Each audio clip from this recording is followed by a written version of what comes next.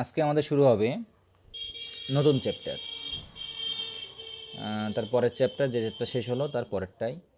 এখানে দুটো উপপাদ্য আছে, সেই দুটো উপপাদ্য দিয়েই আমাদের অঙ্ক করতে হবে। জাস্ট দু রকম অঙ্ক হবে, দুটো উপপাদ্য মানে দুটো থিওরাম, এবং সেই দুটো থিওরাম দিয়ে দু রকম অঙ্ক। একটা হলো রোলের উপপাদ্য, রোলস থিওরাম, আর একটা লাগরাঞ্জেস থিওরাম। এর পরেই আছে এই যে লাগরাঞ্জেস মধ্যম মান উপপাদ্য। ঠিক আছে, দেখো আমি শুরু করছি। উপপাদ্যটা কী আছে দেখো। মনে করো এফ হলো এক্সের একটি বাস্তব অপেক্ষক। এই অপেক্ষক তোমরা সেই ক্লাস 9 থেকেই শিখেছো। অপেক্ষক মানে সাইন এক্সও একটা অপেক্ষক, বা sine x plus cos x একটা অপেক্ষক, বা x square plus 2x plus 3 একটা অপেক্ষক। আমরা লিখি না এফ এক্স ইকল টু, যেমন এই দেখো এফ এক্স ইকল টু এটা একটা অপেক্ষক। এই যে f x equal to sine x plus cos x একটা অপেক্ষক।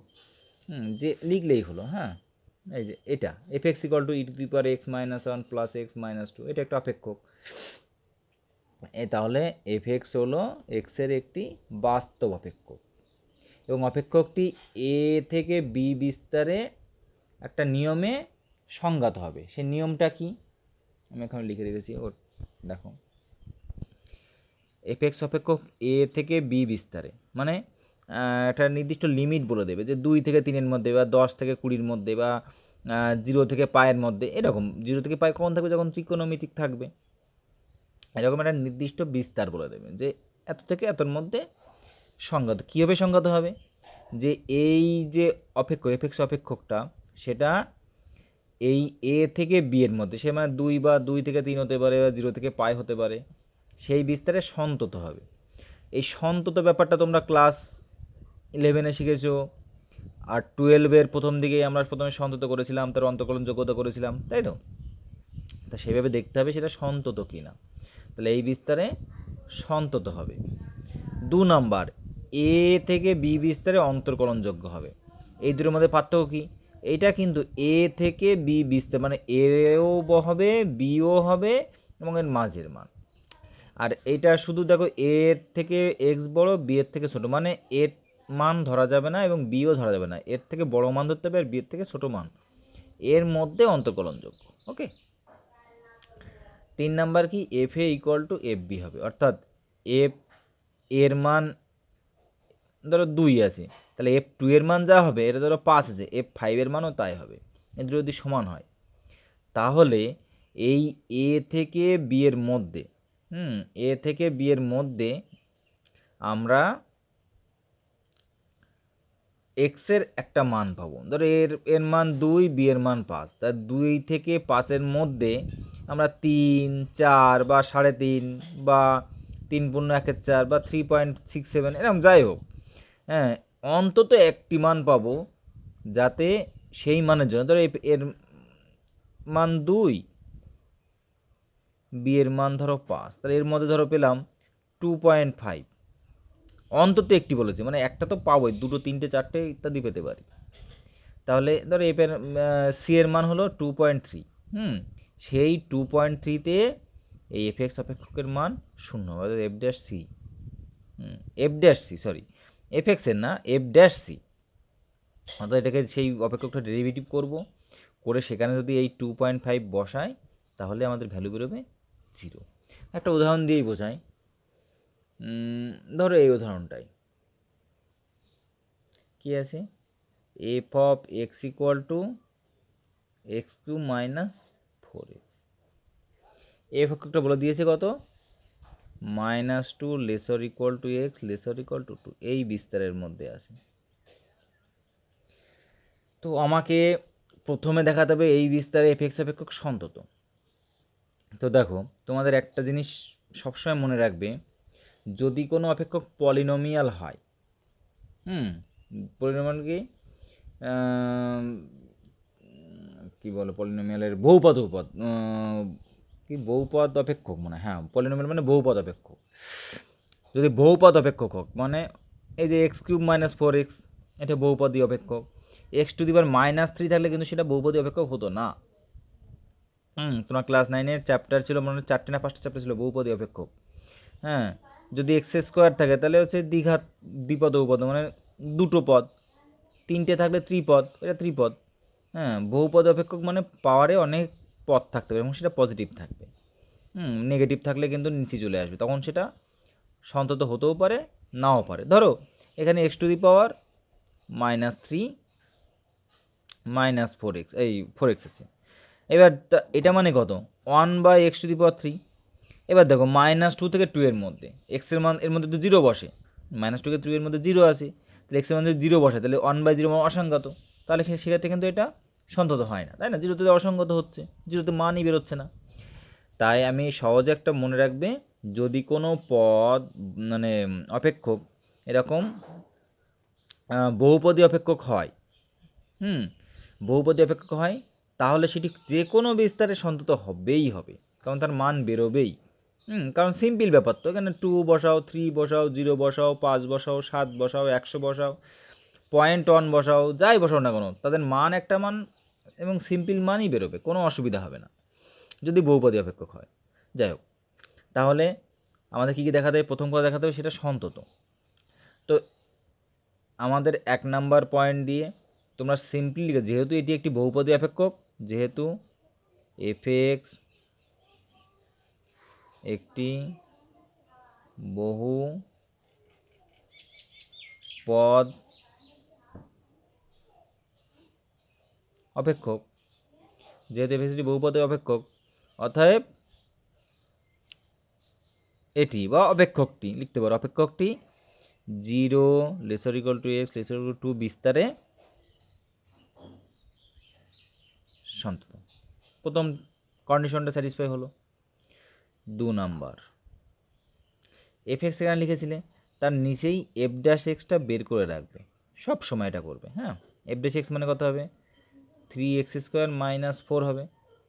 ওকে, দেখো এবার কি লিখবে? f'(x) ও একটি বহুপদ অপেক্ষক, তাই তো? তাহলে f'(x) ও একটি বহুপদ অপেক্ষক নাকি? 3x² - 4 এটা তো বহুপদ অপেক্ষক। অতএব f'(x) অপেক্ষকটিও -2 (x) <(2) এই বিস্তারে সন্তত বা অস্তিত্ব আছে। অন্তর্কলনযোগ্য বলেছে না, তাহলে অন্তর্কলনযোগ্যই লিখবে, বা অস্তিত্ব আছে এরকম লিখলেও হবে। হ্যাঁ, তাহলে এটিও একটি বহুপদ, সুতরাং এটিও -2 (x) <(2) এই বিস্তারে, এটিরও এই বিস্তারে অস্তিত্ব আছে বা অন্তর্কলনযোগ্য। মানে তুমি এর মধ্যে f'(x) এর মান, তো এখানে তুমি দেখো একই আগের মতো, -2 থেকে 2 এর মধ্যে যাই বসাও না কেন তোমাদের এর মান বেরোবেই বেরোবে। ওকে, 3 নাম্বার কি দেখাতে হবে? f(a) = f(b), তার মানে কি এই -2 f(-2) এর মান যা হবে f(+2) এর মানও তাই হবে। তো দেখো f(-2) সমান কত হবে? -2 হোল কিউব -4 × -2, তাহলে -8 + 8 = 0 বেরিয়েছে। ওকে, আচ্ছা f(+2) বসাই, কত বেরোবে? দেখো 2 এর হোল কিউব -4 × 2, তার মানে 8 - 8 = 0। তাহলে অতএব f(-2) = f(+2). ওকে, তাহলে কি বেরোলো আমাদের? এই মানে কি হলো, আমাদের 3টে শর্তই সিদ্ধ হলো। এবার আমাদের কি আছে? প্রশ্ন অনুযায়ী দেখাতে হবে যে এই a থেকে b এর মধ্যে x এর অন্তত একটি মান পাওয়া যায়, অন্তত একটি। সেক্ষেত্রে কী হবে? f'(c) = 0। তো মনে করো বা ধরি c belongs to -2 to 2, c -2 থেকে 2 এর মধ্যে আছে, এবং f'(c) = 0। অর্থাৎ f'(c) মানে কত? f'(x) মানে এত, তাহলে f'(c) মানে কত? 3c² - 4, 3c² - 4 = 0। অতএব c² কত? 4/3। অতএব c কত? 2/√3। এই 2/√3 মান তোমরা ক্যালকুলেটারে বসিয়ে দেখো যেটার মান বেরোবে ওই প্লাস মাইনাস হবে অবশ্যই। এর মান বেরোবে কত, +-1.155 এরকম একটা বেরোবে। দেখো বসিয়ে দেখি।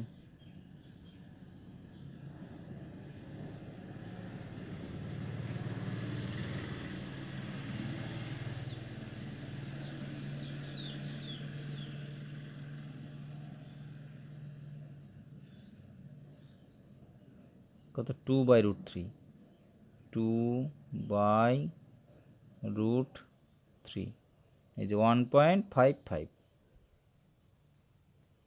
1.47, 1.55, ওকে, 1.155 হলো।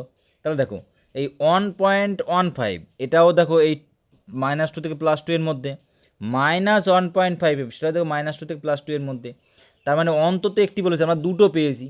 তাহলে কি আমাদের ব্যাপারটা বোঝা গেল কি? তো এই ভিডিওটা অন্তত দুবার দেখো।